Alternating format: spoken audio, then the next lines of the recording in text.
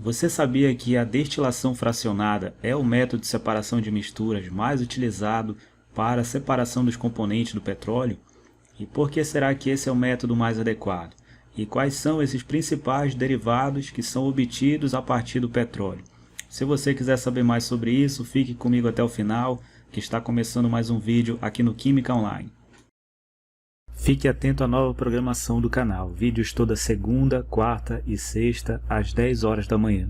Este aqui é o terceiro vídeo falando sobre o petróleo. Caso não tenha assistido os dois anteriores, sugiro que os assista antes de ver este aqui. Vou deixar no card aí em cima e também no link na descrição.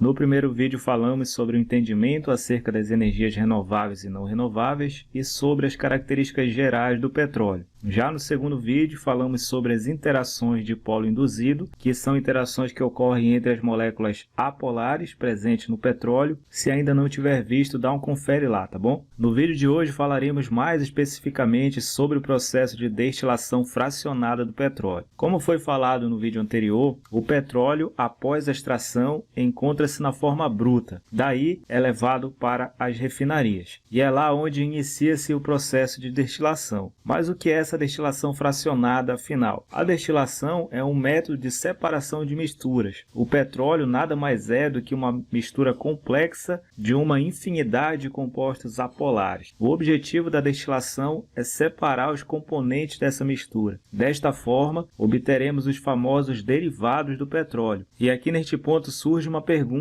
que é bastante feita em questões de prova. Após a destilação ocorre a separação dos componentes. Eu posso afirmar que esses componentes que foram separados, eles são substâncias puras? A resposta é não, pois, por exemplo, um dos componentes retirados do petróleo é a gasolina, e a gasolina não é uma substância pura. A gasolina é uma mistura de vários hidrocarbonetos de 5 até 12 carbonos aproximadamente. Então, nós não podemos afirmar que após a destilação fracionada do petróleo vão se originar substâncias puras. Não podemos afirmar isso, tá bem? Guarde essa informação. E por que é possível separar os componentes do petróleo por meio da destilação fracionada? Porque a destilação consiste em aquecimento. O petróleo bruto é colocado numa caldeira e após iniciar o aquecimento é possível extrair porque os componentes do petróleo possuem pontos de ebulição diferentes. E isso foi explicado no vídeo passado. Moléculas mais leves, com poucos carbonos presentes no petróleo, possuem pontos de ebulição menores, são mais voláteis e extraídos com mais facilidade.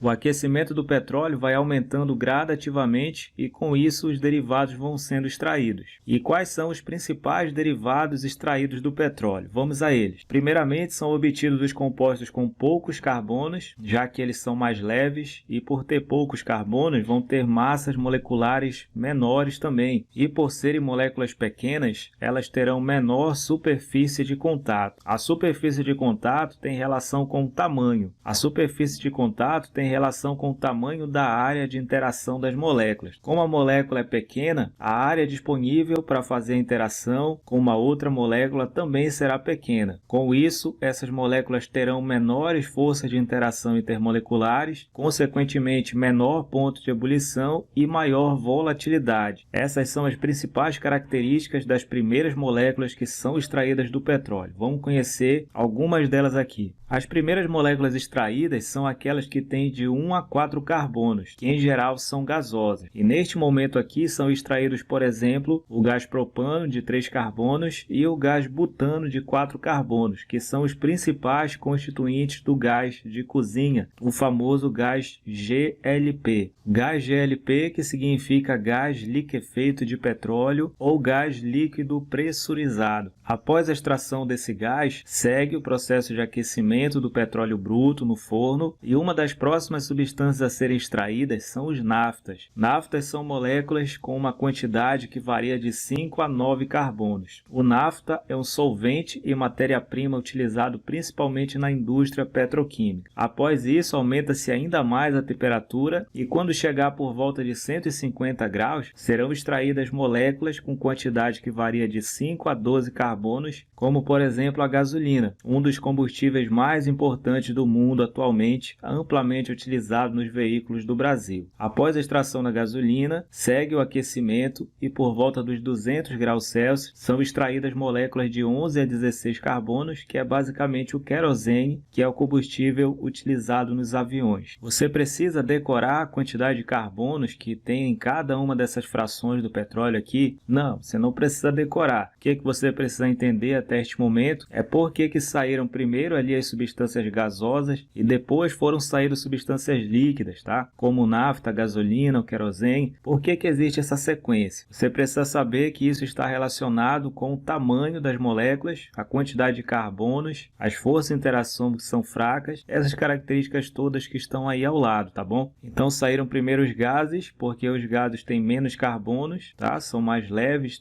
são mais voláteis e acabam saindo primeiro. E vão ficando depois as substâncias mais líquidas, que já são um pouco mais pesadas do que os gases, já tem mais carbonos e segue a sequência, tá bom? É importante que você tenha em mente essas informações. Então essas são umas das últimas substâncias líquidas a serem extraídas do petróleo. A partir daqui vão começando a ser extraídas substâncias com aspecto mais oleoso. E a primeira delas, com aquecimento por volta dos 300 graus, é o óleo diesel, que tem de 14 a 18 carbonos na composição. O óleo diesel, que é o combustível utilizado nos ônibus e caminhões. Depois do óleo diesel são extraídos óleos lubrificantes de 20 a 50 carbonos, que são os óleos utilizados nos motores de veículos e máquinas. Depois vem a parafina, de 30 a 70 carbonos, que é o material utilizado para a fabricação de velas, impermeabilizantes, cosméticos, dentre outras aplicações. E por fim, já se aproximando dos 400 graus de aquecimento, já saíram todos os gases, todos os líquidos, os óleos, e neste momento sobram apenas os resíduos sólidos do petróleo, que são as moléculas mais pesadas de todas, que também são importantes utilizadas para a fabricação do asfalto. Então eu citei aqui para vocês os principais derivados do petróleo, mas além desses derivados são extraídos algumas outras substâncias também, como éter de petróleo, benzina, vaselina, dentre outras, tá bom? E para finalizar, vou mostrar aqui para vocês essa média de valores referente ao nosso perfil de refino, segundo aqui a Petrobras. 40% de um barril de petróleo, após passar pelo processo de destilação fracionada, 40%